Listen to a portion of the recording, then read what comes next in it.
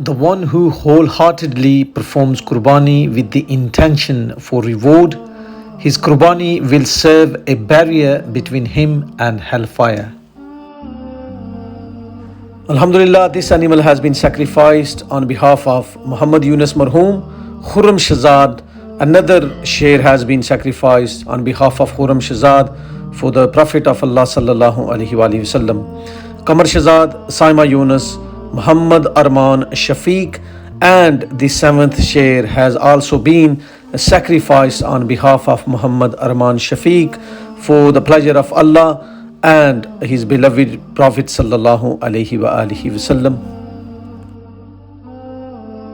And with your generous support, Team Al-Khidma has slaughtered 8 animals totaling 800 kg of meat, which has been distributed over 25 villages and around 500 families of the most needy in our locality.